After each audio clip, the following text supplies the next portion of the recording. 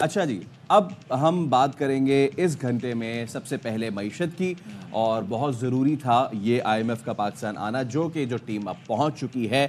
مذاکرات جو ہیں وہ آج سے ہوں گے۔ ایسے میں وفاقی وزیر خزانہ محمد اورنگزیب نے پری بجٹ سیمینار سے خطاب بھی کیا۔ بائی دا وے آپ لوگوں کو یہ پتہ ہونا چاہیے کہ جو بجٹ ہے اور دیگر چیزیں ہیں یہ آئی ایم ایف کے ساتھ ہی، ان کی تجاویز کے ساتھ ہی بنایا جائے گا۔ تو پری بجٹ سیمینار ہوا، اس سے وزیر خزانہ صاحب نے کہا کہ نجکاری کی طرف جانا ہوگا، مشکل سے نکلنا ہے تو نجی شعبے کو لیڈ کرنا ہوگا۔ وزیر خزانہ اس پہ بہت ایمفیسائز کر رہے ہیں کہ حکومت جو ہے وہ کاروبار نہیں کرتی، نجی شعبہ کاروبار کرتے، تو پلیز ٹیک دا لیڈ۔ اور ان کا کہنا تھا کہ صنعتیں 25-26% انٹرسٹ ریٹ پر کام نہیں کر سکتی۔ وزیر خزانہ نے یہ کہا کہ بھائی شرح سود میں کمی آنی چاہیے۔ اب سوال یہ ہے کہ شرح سود میں کمی کون لائے گا؟ آپ ہی لے کر آئیں گے۔ انہوں نے یہ بھی کہا کہ صنعتوں کو توانائی کا یکساں ٹیرف دینا بھی ایک جائز مطالبہ ہے۔ اچھا، دوسری چیز وہ یہ ہے کہ جو ایف بی آر کا ٹریک اینڈ ٹریس سسٹم ہے وہ بھی بری طرح ناکام رہا۔ آپ کو یاد ہوگا تاجر دوست ایک ایپ لے کر آئے تھے تاکہ تاجروں کو ٹیکس نیٹ میں لائیں، لیکن ٹیکس نیٹ میں لانے کی جو مہم ہے وہ آپ نے دیکھا کہاں پر جا کر پہنچی۔ صرف میرے خیال میں غالباً 5% بھی جو تاجر ہیں انہوں نے اس میں سائن اپ نہیں کیا ہوگا۔ لیکن یہ کہتے ہیں وزیر خزانہ کی جو مہم ہے اس سے ہم پیچھے نہیں ہٹیں گے، تو سن لیتے ہیں۔ اچھا، اب بات یہ ہے کہ آئندہ بجٹ میں سیلز اور انکم ٹیکس چھوٹ جو ہے وہ مرحلہ وار ختم کرنے کی تجویز پہ بھی غور کیا جا رہا ہے۔ آئی ایم ایف نے پاکستان سے جو اربوں روپے کی ٹیکس چھوٹ ہے وہ بتدریج ختم کرنے کا مطالبہ کیا ہوا ہے۔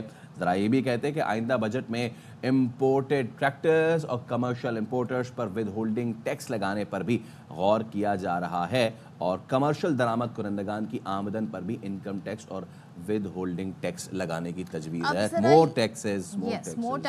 ٹیکسز اور آپ کو پتہ ہے اس ملک میں کون سا وہ طبقہ ہے جو سب سے زیادہ ٹیکس دیتا ہے، وہ ہے سیلریڈ کلاس۔ تو عابد سلیری صاحب ماہر معاشیات ہمارے ساتھ موجود ہیں، ان سے بات کر لیتے ہیں۔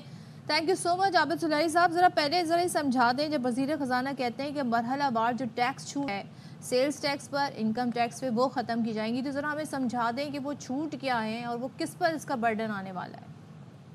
دیکھیے، اس وقت مختلف سیکٹر جو تھے ان پہ سیلز ٹیکس کی چھوٹ دی جا رہی تھی، کچھ کے لیے ڈفرینشیل ریٹ سے۔ فار ایگزامپل جو ہمارا نان پروفٹ سیکٹر ہے، این جی اوز ہیں، ان کے لیے کچھ کنسیشن جو تھیں وہ اس میں موجود تھیں۔ اسی طریقے سے مختلف انڈسٹریز کے لیے، مختلف پروڈکٹس کے لیے۔ تو اب آپ کا ایک ہارمونائز سسٹم جو ہے وہ مرحلہ وار انٹروڈیوس ہو رہا ہوگا، جس میں کہ چھوٹ ختم ہو رہی ہوگی، اور اس میں ایک بیسک جو فارمولا طے پایا ہے حکومت اور آئی ایم ایف کے درمیان، وہ یہی ہے کہ اگر کسی سیکٹر میں چھوٹ دینے سے جو لائیولیہوڈ اپرچونٹیز ہیں، جو ملازمتوں کے مواقع ہیں، جو ریونیو ملتا ہے، اگر وہ اس چھوٹ سے زیادہ ہے پھر تو وہ چھوٹ قائم رہنی چاہیے، ورنہ اس چھوٹ کو ختم کرنا ہوگا، اور اسی کو مرحلہ وار ختم کیا جا رہا ہوگا۔ اسی طرح سے پینشن جو تھی ابھی تک، اگر کنٹریبیوٹری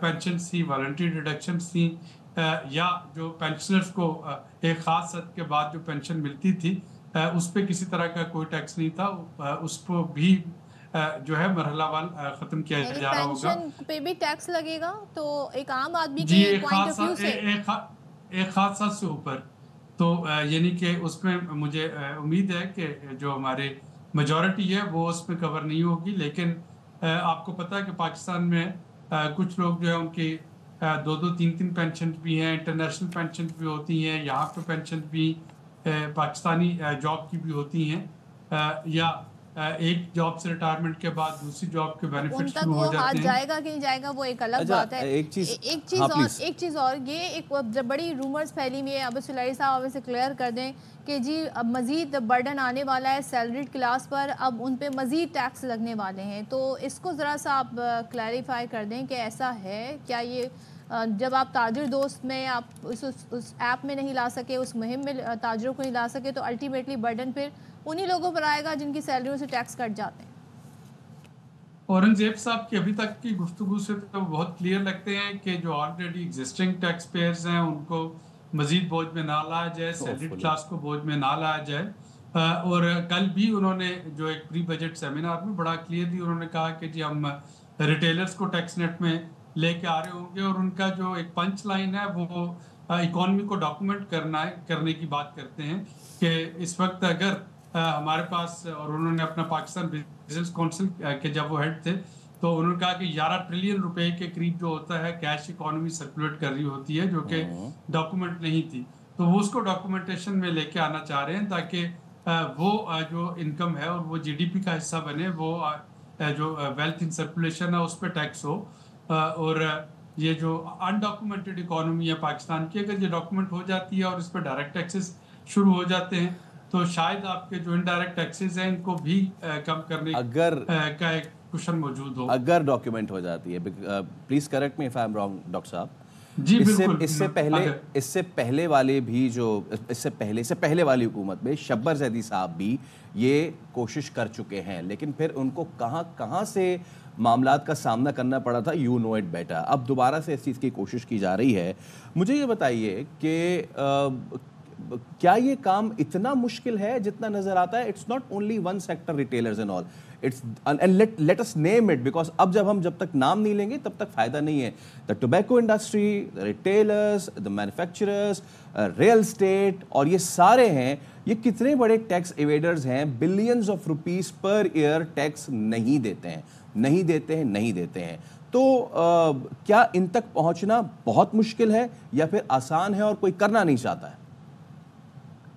مشکل ہے, لیکن اس وقت ٹیکنالوجی کا استعمال جو ہے وہ زیادہ عام ہو چکا ہے. ڈیٹا کی ایکسیس آپ کے پاس ہے. CNIC جو ہے وہ ایک بیسک ڈاکومنٹ ہے جس سے کہ تمام ٹرانزیکشن جو ہیں وہ ٹریس کی جا سکتی ہیں. اگر اس وقت میری یا آپ کی جو ایک ایوریج ٹرانزیکشن پورے مہینے کی سپینڈنگ دیکھنا ہو تو CNIC کی مدد سے ٹریس کیا جا سکتا ہے. ہمارے بینکس اکاؤنٹس کہاں پہ ہیں, ہمارے ڈیبٹ کارڈ کریڈٹ کارڈ کون سے استعمال ہوتے ہیں, گاڑی کون سی ہے, سفر کہاں پہ کیا ہے.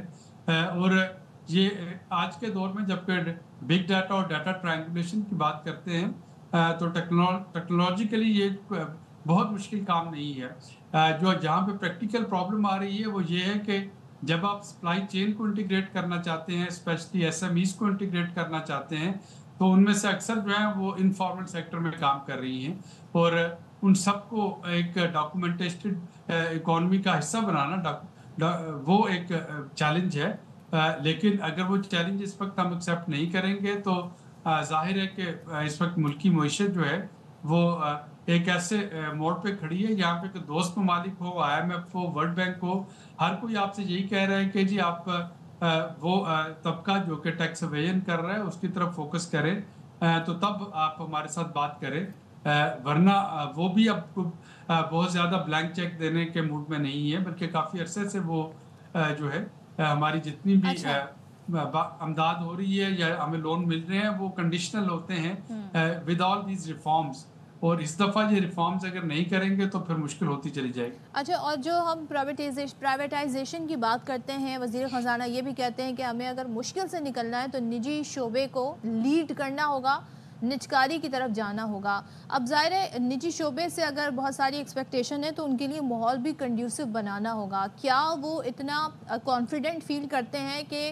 معیشت اس جگہ پہنچ گئی ہے کہ وہ لیڈ کریں؟ دوسرا, پرائیویٹائزیشن, PIE کی پرائیویٹائزیشن کی بات ہوتی ہے اور دیگر اداروں کی, مگر ہم ان کو میچیور ہوتے ہوئے نہیں دیکھتے. حالانکہ PIE کے اس پر بہت ابھی کام ہو چکا ہے, مگر کچھ جماعتوں کی ریزرویشن ہیں. آپ کتنے عرصے میں دیکھ رہے ہیں کہ یہ معاملات آگے بڑھ سکتے ہیں, خاص طور پہ اگر میں PIE کی اسپیسیفکلی بات کروں؟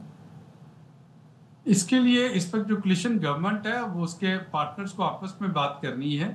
ہر حکومت جو تھی, ہر پارٹی جب وہ حکومت میں ہوتی ہے پرائیویٹائزیشن کی بات کرتی ہے, پچھلے اگر 20 سال کا ریکارڈ اٹھا کے دیکھ لیں, اور جب وہ اپوزیشن میں جاتے ہیں یا وہ میجر اتحادی نہیں ہوتے تو وہ اس پرائیویٹائزیشن کے کو ریزسٹ کرتے ہیں. اور اب بھی یہی سچویشن ہے. تو PMLN جو ہے بینگ اے لیڈ پارٹنر, ان کو بات کرنا ہوگی اپنے باقی اتحادی جماعتوں کے ساتھ تاکہ ایک وے فارورڈ جو ہے وہ اس پہ نکالا جا سکے. بلاول بھٹو صاحب کا آپ نے دیکھا ہوگا, انہوں نے کہا کہ پاکستان اسٹیم مل جو ہے وہ سندھ گورنمنٹ کو دے دی جائے. انہوں نے PIA کے بارے میں بھی بات کی, آلٹرنیٹیو سجیشن جو تھی وہ دی.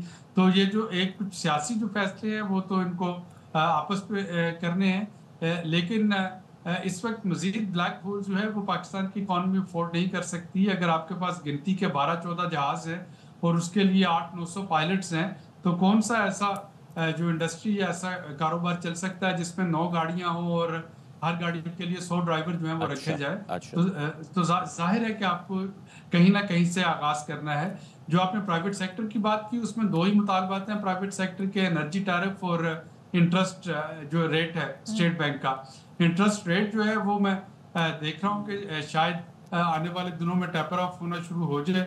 एनर्जी टैरिफ जो है वो एक कॉम्प्लिकेटेड इशू रहेगा और उस पे देखना होगा कि इसमें ये एनर्जी सेक्टर जो है ये तो इस पे भी हम बात करेंगे। डेस्कोस जो हैं वो भी अब मुश्किल में आने वाले हैं। लेकिन अब इस पिछले कुछ दिनों में क्या हम ओवर एम्फसाइज नहीं कर रहे कि जी हम टैक्स से मुल्क चलाएंगे, हम टैक्स कलेक्शन से मुल्क चलाएंगे, although this is a huge thing.